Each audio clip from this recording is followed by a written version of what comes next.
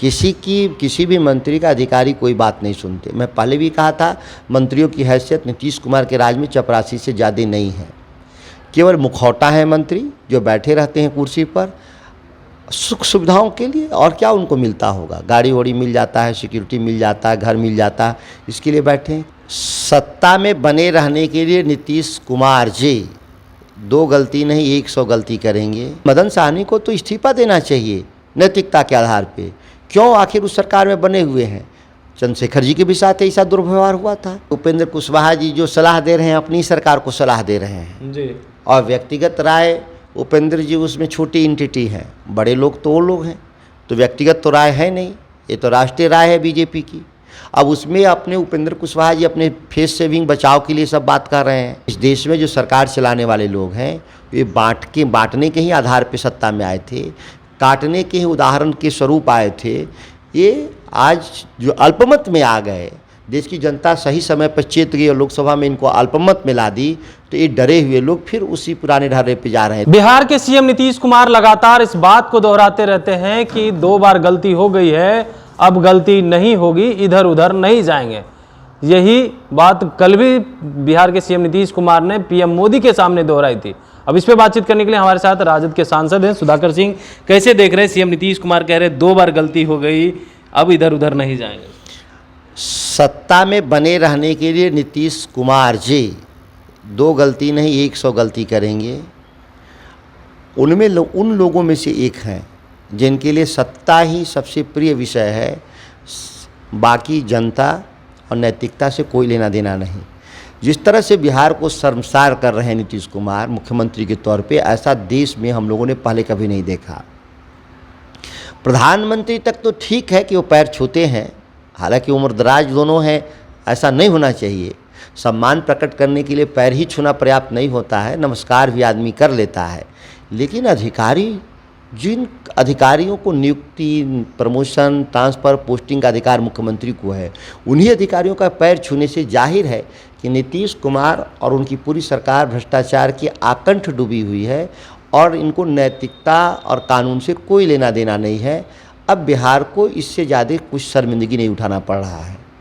आप कह रहे हैं अधिकारी जो है भ्रष्टाचार में लिप्त हैं, लेकिन एक मामला सामने आया, आपके साथ भी घटना घटी थी, अधिकारी सुन नहीं रहे हैं।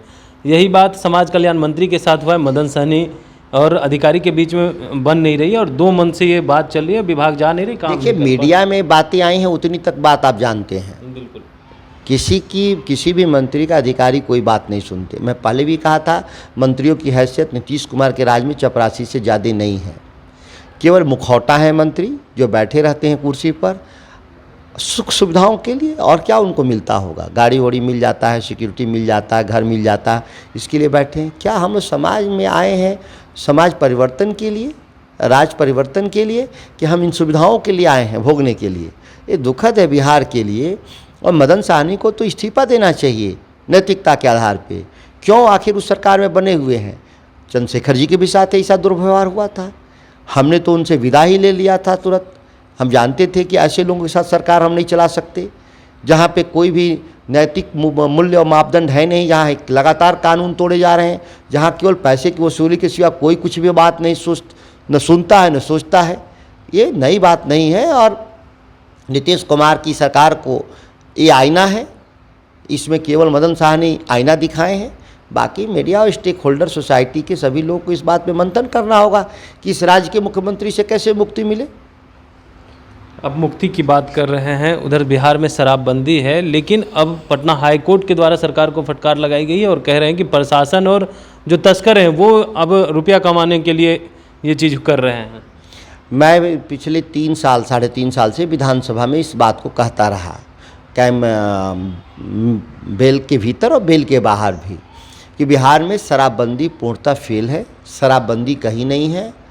आप भगवान को याद करिएगा तो भगवान मिलेंगे कि नहीं मिलेंगे, लेकिन शराब को याद करिएगा तो मिल जाएगा। ये हालत है इस बिहार के भीतर।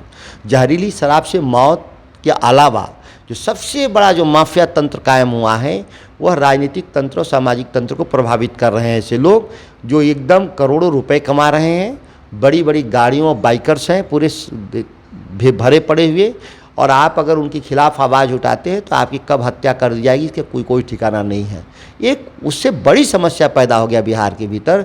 जिस हाईकोर्ट ने जिस तरफ इशारा कर रहे हैं वो सरकार और समाज को चेतने का समय के लिए कह रहे हैं लोग।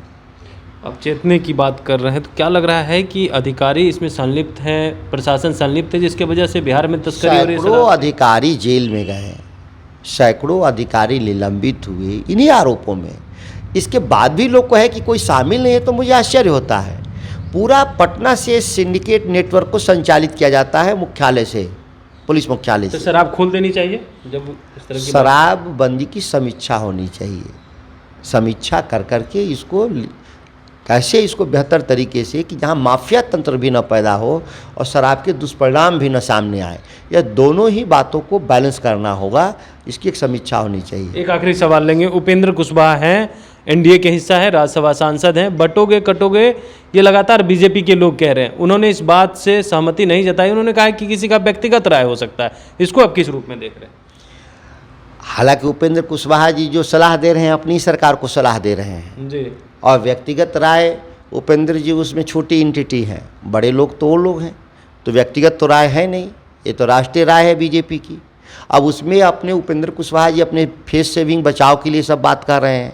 ये नैतिक मूल्यों का ह्रास है। मैं बता रहा हूँ, आप मानिए कि इस देश में जो सरकार चलाने वाले लोग हैं वे बांटने के ही आधार पर सत्ता में आए थे, काटने के ही उदाहरण के स्वरूप आए थे।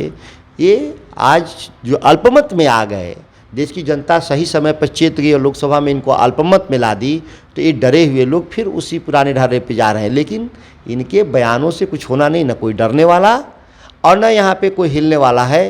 वो जितनी अपने अनर्गल प्रलाप कर लें, इससे कोई फर्क नहीं पड़ता।